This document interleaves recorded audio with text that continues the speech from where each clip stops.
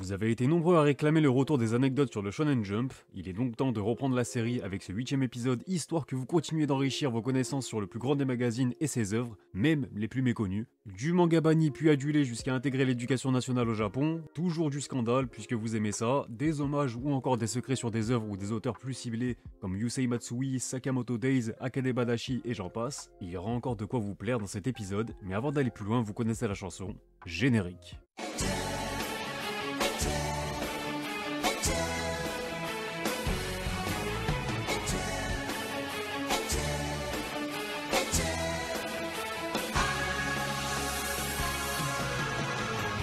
Salut à tous, c'est Otakult. On se retrouve pour la suite tant attendue de la série consacrée aux 50 faits, secrets et anecdotes sur le célèbre Weekly Shonen Jump.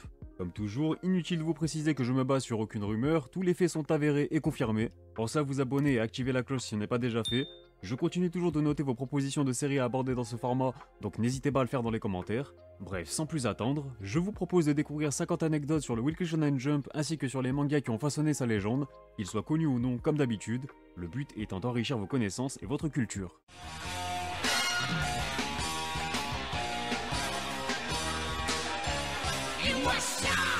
De toutes les publications qu'a pu connaître le Jump dans son histoire, celle d'Adachi no Gen, Gen d'Hiroshima en français, restera sans l'ombre d'un doute la plus particulière. En effet, lancée en 1973 dans le magazine, la série désormais culte de Keiji Nakazawa sera interrompue au bout d'un an et demi de publication car le manga dépeignait une vision trop négative du Japon tant pendant que durant l'après-guerre, l'œuvre évoquant notamment les discriminations qui frappaient les Coréens vivant au Japon, la responsabilité de l'empereur dans le déclenchement de la guerre et d'autres sujets politiques très pointus. Cependant, malgré la suspension de sa publication, Gen d'Hiroshima sera et reste encore utilisé de nos jours pour traiter la thématique des bombardements d'Hiroshima et de Nagasaki dans les écoles japonaises, le premier volume dont les chapitres sont justement issus de sa parution dans le Shonen Jump et généralement dans les bibliothèques scolaires, bien que certaines restrictions soient mises en place pour les plus jeunes lecteurs, vis-à-vis de la violence assez accentuée du manga. Mais pour revenir sur l'origine même du projet et du manga, on peut noter qu'il s'agit d'une œuvre semi-autobiographique de son auteur Keiji Nakazawa, étant lui-même un survivant du bombardement. Il en réalisera un one-shot en 1972 pour le numéro d'octobre du Monthly Shonen Jump, et suite au succès critique, c'est ainsi qu'une série plus ambitieuse sur le sujet lui sera demandée. Comme vous le savez désormais, un an plus tard, la série sera interrompue et reprendra seulement 2 ans plus tard, soit en 75 dans un magazine bien moins populaire. Adachi no Gen connaîtra encore 2 autres transferts et comptera ainsi une publication dans 4 magazines différents avant d'arriver à son terme. Pour faire simple, c'était carrément l'ovni de l'époque, on ne savait plus trop dans quel magazine il fallait le publier, mais qu'on ne pouvait annuler malgré tout au vu de sa qualité et surtout de l'importance de ses thématiques. Sa publication française se révélera tout aussi compliquée et insolite puisque Gen d'Hiroshima est techniquement le premier manga publié en France au format album par un éditeur important destiné à un public adulte, à savoir les Humanoïdes Associés en 1983. C'est cependant un échec et la série n'est pas poursuivie. Une nouvelle tentative par Albin Michel en 1990 sous le titre de Mourir pour le Japon en rencontre le même sort. Entre 2003 et 2007, Vertige Graphique traduit les 10 volumes de l'édition japonaise puis une nouvelle édition sous forme de livre de poche a été réalisée de 2007 à 2011. Cependant, celle-ci aussi n'était plus trouvable, mais rassurez-vous, une nouvelle édition intitulée Gen aux pieds nus sortira le 2 octobre prochain chez les éditions Le Tripode. Une réédition en 10 volumes est donc prévue, avec un rythme d'un volume tous les 2 mois. Vous l'avez compris, Gen d'Hiroshima est un succès bien plus critique que commercial, ce qui lui permettra de bénéficier malgré tout de 3 adaptations en film live, puis 2 autres adaptations en film d'animation réalisées par le studio Madhouse. Les derniers seront par ailleurs retravaillés et surtout censurés pour toucher non seulement un plus large public, mais aussi pour présenter certains sujets de façon moins viscérale. Par exemple, la violence principalement faite aux enfants a été aseptisée. Histoire d'enchaîner avec des anecdotes plus légères, j'en profite pour vous partager ici cette belle illustration de Taito Kubo, ajoutant un nouvel hommage à Koshikame. Tout ceci témoigne de l'importance que ce manga peut prendre dans l'histoire du Jump. Vous le savez, j'aime les crossovers qui ont du sens, et j'apprécie tout particulièrement celui entre Skate Dance et Gintama, visant à faire la promotion du lancement de l'anime de Skate Dance. C'est dans le 18ème numéro de 2011 que l'on peut retrouver un Jump aux couleurs de ces 2 séries, incluant surtout 2 chapitres fusionnant ces 2 univers. En premier lieu, avec le chapitre 180 de Skate Dance, le trio iconique de Gintama se retrouve accidentellement transporté dans la salle du club de Skate Down. Si vous voulez découvrir par vous-même, je vous réserve la surprise, mais en tout cas c'est hilarant. Et dans un second temps, il n'y avait pas eu de chapitre de Gintama dans ce numéro, mais bien un one-shot toujours en crossover avec Skate Dance, et cette fois-ci pour célébrer le retour de l'anime de Gintama, et dans celui-ci, ce sont les personnages de Skate Dance qui s'introduisent dans l'univers de Gintama. Les 2 chapitres sont vraiment très drôles, je vous les recommande. Et cette collaboration fait encore plus sens quand on prend en compte le fait que Kenta Shinohara, l'auteur de Skate Dance, était l'ancien assistant d'Hideaki Sorachi sur Gintama. Comme souvent dans le Jump, tout est lié. Ceci dit, dans la catégorie des crossovers qui matchent parfaitement, Je pense aussi au chapitre spécial liant Assassination Classroom et Saiki Kusuo, deux personnages surpuissants qui s'affrontent dans un contexte tout aussi comique. L'histoire se concentre sur le fait que Goro Sensei et Saiki soient originaires du même quartier, un détail si futile que ça en devient génial, vraiment.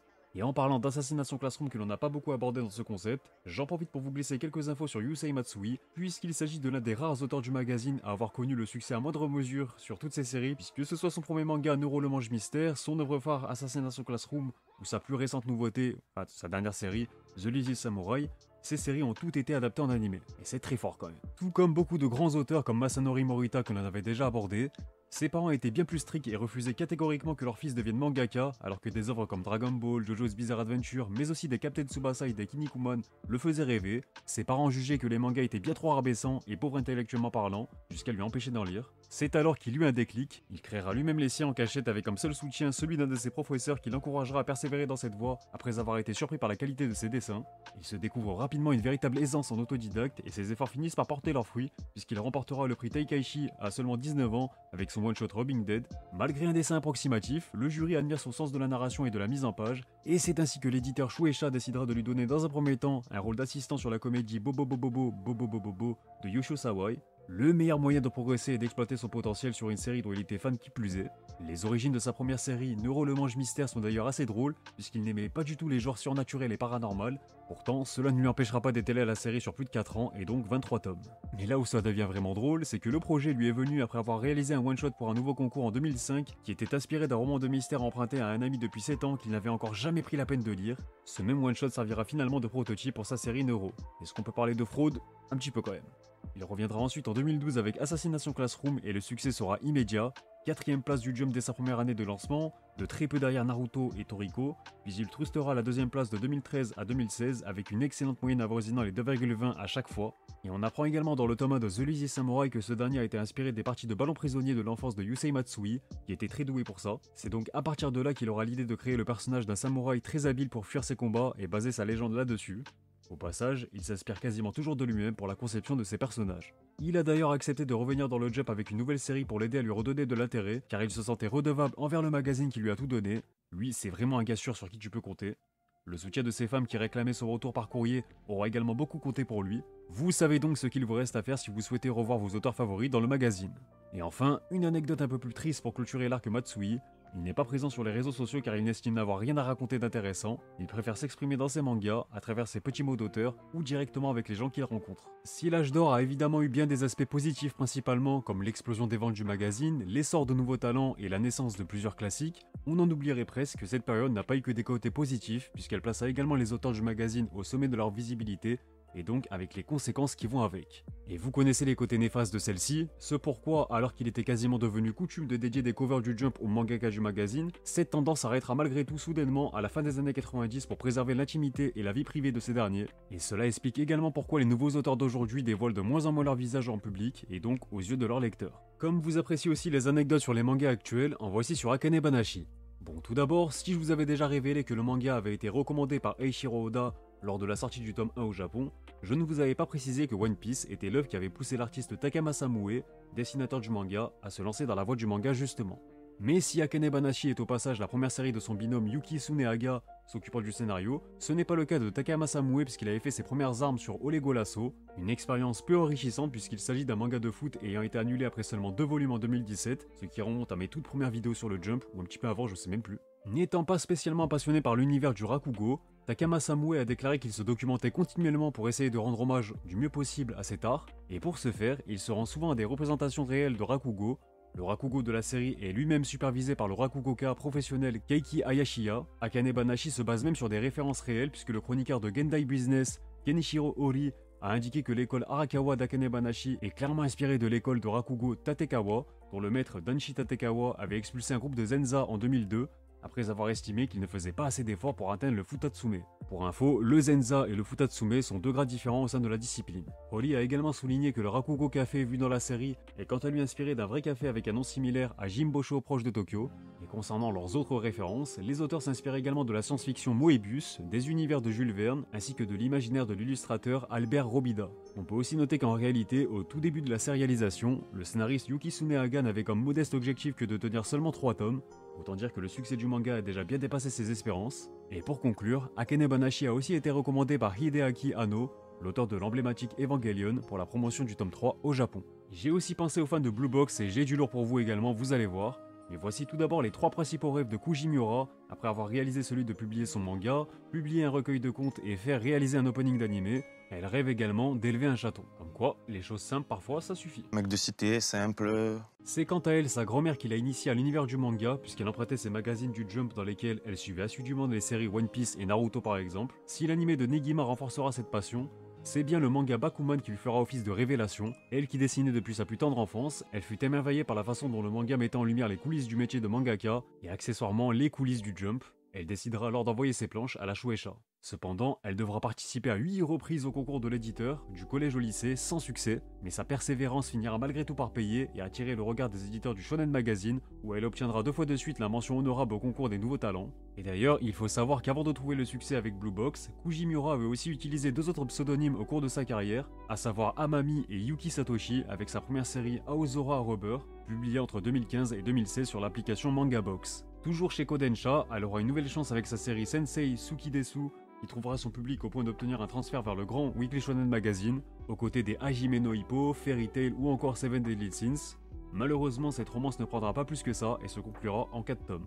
Bien loin d'être suffisant pour abattre sa motivation, elle décidera de remettre en question son travail car selon elle, une comédie romantique se devait impérativement de proposer des gags à foison et des scènes érotiques. Elle en était vraiment persuadée jusqu'à ce qu'elle décide de retirer tout ça avant de se remettre au travail sur son nouveau one-shot Blue Box en août 2020, qu'elle proposera à la Shueisha. Un pari enfin gagnant puisque ce dernier rencontrera un énorme succès sur les plateformes numériques Jump+, une genèse qui servira de base pour donner naissance à la série Blue Box que vous connaissez dans le Shonen Jump, le magazine qui, je vous le rappelle, était le point de départ de ses plus grands rêves. Une bien belle histoire et un exemple de persévérance, mais retournons cette fois-ci du côté de Sakamoto Days et de son brillant auteur Yuto Suzuki, avec une anecdote assez incroyable mais pourtant plutôt méconnue. Tout d'abord, sachez qu'en 2019, il avait publié un one-shot intitulé Garaku, qui avait obtenu 590 000 vues en une semaine sur le Jump+.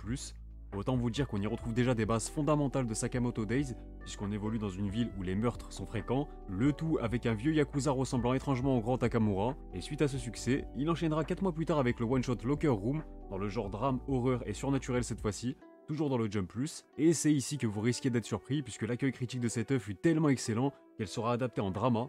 On parle pourtant seulement d'un simple one-shot, c'est très fort. Alors si Sakamoto Days est bel et bien sa première véritable série, Yuto Suzuki a su se faire de belles armes avant de se proposer au Shonen Jump, et à noter qu'après avoir obtenu son diplôme d'études secondaires, Suzuki s'était aussi inscrit à l'Université des Arts de Tokyo, réputée comme l'école d'art la plus prestigieuse du Japon, un génie du dessin qui a su sublimer son talent par le travail également. Et pour finir, je vous partage la collab entre Sakamoto Days et le chanteur Words. Un clip est même disponible sur YouTube pour les plus curieux, tandis que Suzuki avait réalisé cette illustration pour la page couleur du chapitre 113. On change d'horizon avec Akira Okubo, le dessinateur de Samurai 8, qui était aussi le 7ème assistant ayant travaillé sur Naruto. Son rôle était de réaliser les décors, le noircissage et l'application des trames.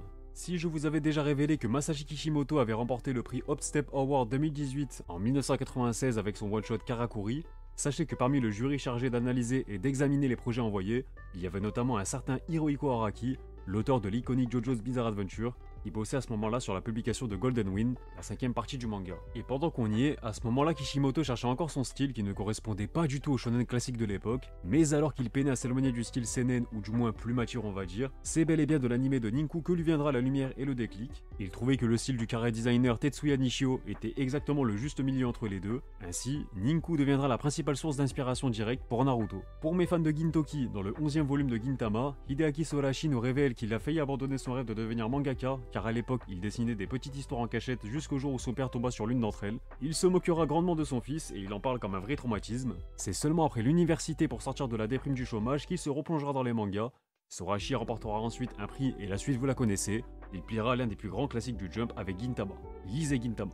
Je vous avais déjà parlé de certaines erreurs de la rédaction du magazine qui avait notamment refusé le projet de l'attaque des titans à l'époque. Avant de le voir briller chez la Kodansha, son concurrent direct, eh bien figurez-vous que le Jump avait aussi refusé le tout premier projet de Ken Wakui, l'auteur de Tokyo Revengers. Wakui avait été rejeté pour les mêmes raisons, un style artistique jugé trop atypique et loin des standards du catalogue de la maison. Il lui avait même été recommandé de proposer son projet dans un autre magazine, plus familier à son style. Au final, la Shueisha manquera donc le phénomène Tokyo Revengers et essaieront de se rattraper en 2024 en arrachant son auteur à la Kodansha et au Shonen Magazine, en lançant ainsi sa nouvelle série très attendue intitulée Astro Royal, mais malheureusement la suite vous la connaissez, Cette nouveauté ne trouvera pas son public et sera annulée après 6 tomes parus seulement. Et j'ai envie de dire que c'est le karma, hein, fallait croire en lui dès le début, hein, comme ça t'aurais eu Tokyo Revengers chez toi et t'aurais été gagnant dans l'histoire.